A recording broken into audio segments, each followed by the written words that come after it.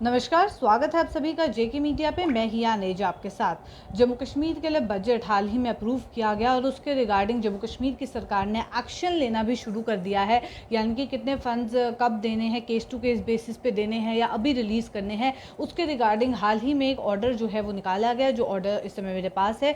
उसी के चलते आपको बता दें कि इस बार जम्मू कश्मीर की सरकार ने अभी तक जो इन्फॉर्मेशन सामने आई है इस ऑर्डर के थ्रू, उससे पता ये चला है कि 50% फंड्स रेवेन्यू बजट के तहत जो कि फाइनेंशियल ईयर 2022 टू 23 के हैं उसमें सेंक्शन जो है वो कर दिए हैं, अथॉराइजेशन जो है वो दे दी गई है।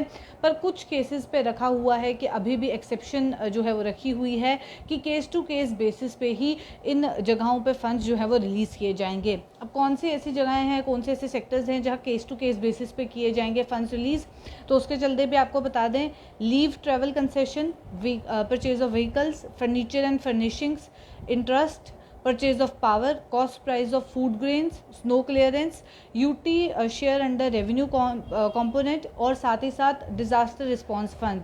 इसके लिए कहा गया है कि ये फंड्स जो हैं वो केस टू केस बेसिस पे रिलीज़ किए जाएंगे और जो बाकी 50% फंड्स हैं वो रिलीज़ कर दिए गए हैं। यानी कि बात करें अगर सैलरीड एम्प्लॉयज़ की, पेंशनर्स की, तो उनको उनके लिए जो भी फंड्स हैं वो 50% तक रिलीज़ कर दिए गए हैं।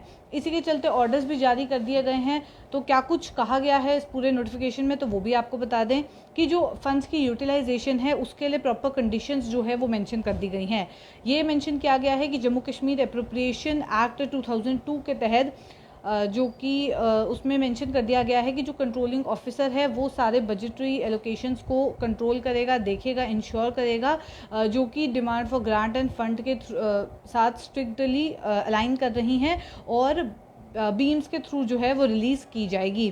कंट्रोलिंग ऑफिसर जल्द से जल्द फंड रिलीज़ करेगा। जितने भी लाइन डिपार्टमेंट्स हैं, 1 हफ्ते का टाइम पीरियड दिया गया है कि इस टाइम पीरियड के अंदर आपको फंड्स रिलीज़ करने हैं जो भी फंड्स फाइनेंस डिपार्टमेंट के द्वारा ऑथराइज किए गए हैं।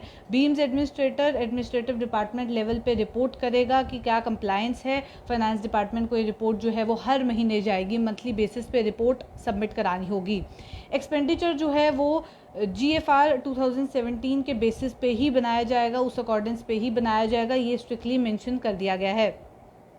गुड्स और सर्विसेज जेम पोर्टल के थ्रू है उनकी प्रोक्योरमेंट होगी और रेलिवेंट प्रोविजन जो GFR 2017 के हैं उसके तहत ही किए जाएंगे। Manual procurement of goods 2017 and manual for procurement of consultancy and other services 2017, यानी कि GFR 2017 और ये दोनों मैनुअल्स जो मेंशन किए गए हैं इसी के तहत जो है वो प्रोक्योरमेंट होगी जितनी भी गुड्स और सर्विसेज हैं और जेम पोर्टल के थ्रू किए जाएंगे।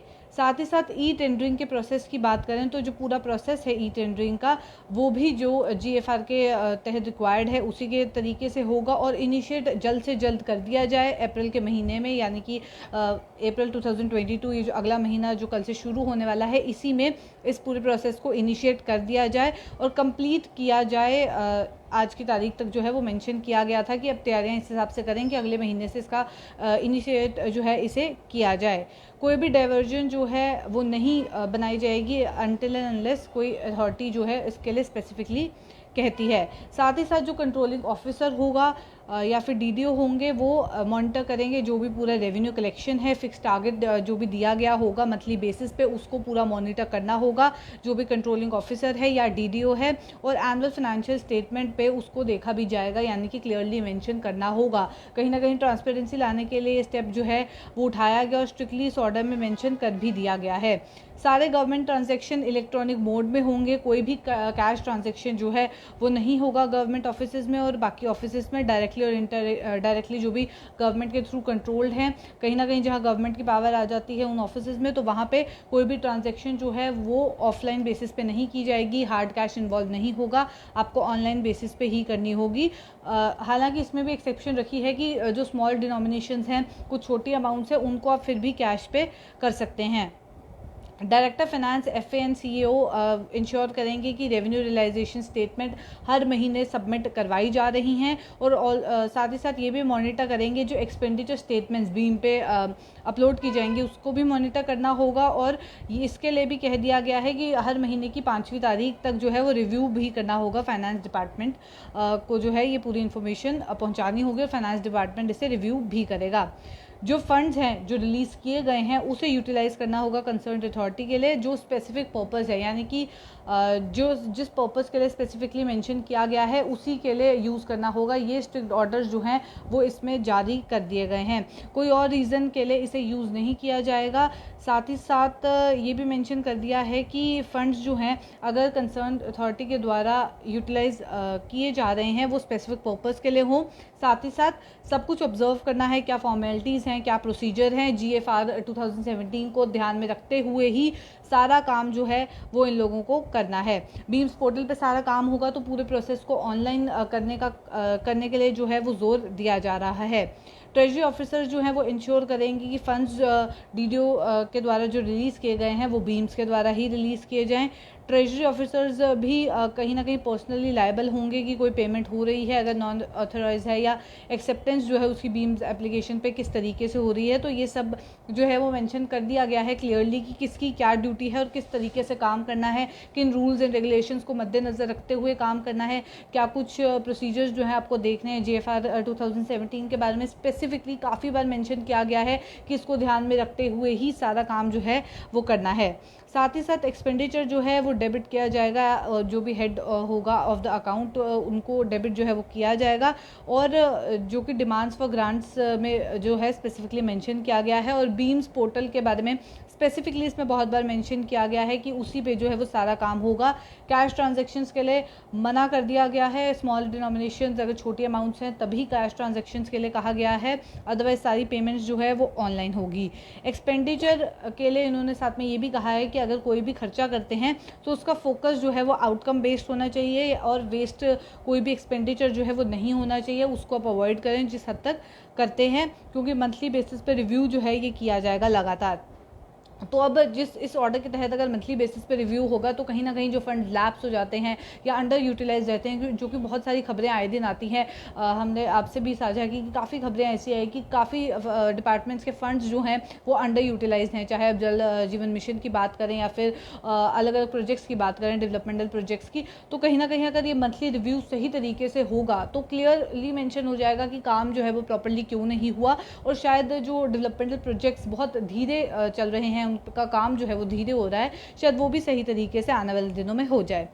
फंड्स जो हैं वो बेनिफिशियरी स्कीम्स के तहत डायरेक्ट उन्हें जो है वो DBT किया जाएगा, डायरेक्ट बेनिफिट ट्रांसफ़र जो है वो किया जाएगा।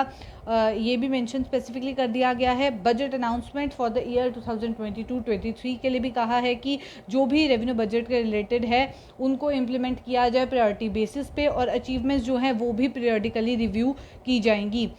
एक्सपेंडिचर के लिए हर एक डिपार्टमेंट को कह दिया गया है कि एक यूनिफॉर्म पेस को आप मेंटेन करें पूरे साल भर 2022-2023 के लिए।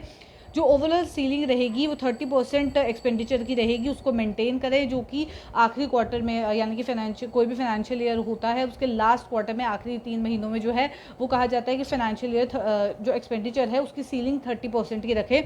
तो वो भी बजट के रिलीज़ होते, फंड्स के रिलीज़ होते स्पेसिफिकली मेंशन कर दिया गया है। साथ ही साथ जो एक्सपेंडिचर आखिरी महीने में रहेगा उसको जो बजट एलोकेशन है उसका 15% ही रखें, ये भी क्लियरली मेंशन किया जाता है। इस फाइनेंशियल ईयर की अगर बात करें तो उसके लिए भी GAD ने स्पेसिफिकली ऑर्डर निकाल दिए थे, टाइम टू टाइम ऑर्डर निकाले जाते हैं। पावर डेवलपमेंट डिपार्टमेंट के लिए भी कहा है कि ऑनलाइन इलेक्ट्रिसिटी बिल्स को आप फर्निश करें मंथली बेसिस पे हर एक DDO को। DDO कॉन्ट्रैक्ट क्रेडिट जो है वो मंथली बेसिस पे इन रिटर्न देंगे जो भी बिल अमाउंट होगी मेजर हेड को, तो उसके बारे में भी स्पेसिफिकली जो है वो मेंशन कर दिया गया है। और ये भी कहा गया है हर एक जो पावर डेवलपमेंट डिपार्टमेंट को कि किसी भी सर्कमस्टांस के बीच इलेक्ट्रिसिटी बिल जो है वो कैश में ड्रॉ नहीं होना चाहिए। रेंट की बात करें तो जो भी रेंट है जो ट्रेजरी में है या उसको विदाउट रेंट असेसमेंट ऑर्डर के एंटरटेन नहीं किया जाए। कॉम्पिटेंट अथॉरिटी जो भी होगी उसी के थ्रू काम होगा। जो रेंट पेबल है वो एक्सीड नहीं करना चाहिए रेंट असेसमेंट पे। तो कहीं ना कहीं जितना अंदाज़ा लगाया गया है उससे ज़्यादा के अमाउंट जो है वो आप रेंट पे नहीं देंगे। तो इससे पहले ही जो है जो भी फंड्स बनेंगे या जो मेंशन किया जाएगा वो क्लियर जो है किया जाए, इसके लिए पहले ही ऑर्डर्स जो हैं वो जारी कर दिए गए हैं। सिविल डिपॉजिट के तहत जितने भी फंड्स होंगे जो उनकी पार्किंग होगी वो एंटरटेन नहीं की जाएगी अनलेस एंड अनटिल वो सेंक्शन किए जाएंगे फाइनेंस डिपार्टमेंट के द्वारा। तो क्लियरली कह दिया गया है कि अगर ये जो नॉर्म्स मेंशन किए गए हैं उसे कोई भी वॉयलेट ना करे, और 50% फंड्स को रिलीज़ कर दिया गया है। जो फंड्स अभी तक रिलीज़ नहीं किए गए हैं उसके लिए मेंशन स्पेसिफिकली कर दिया गया है कि कौन कौन सी कैटेगरी है, और कैटेगरी के बाद भी ये कह दिया गया है कि केस टू केस बेसिस पे जो है वो रिलीज़ किए जाते हैं। तो चलिए फिलहाल के लिए इतना ही। ऐसी और अपडेट्स लेके फिर मुलाकात करूँगी। अभी के लिए दीजिए इजाज़त। नमस्कार।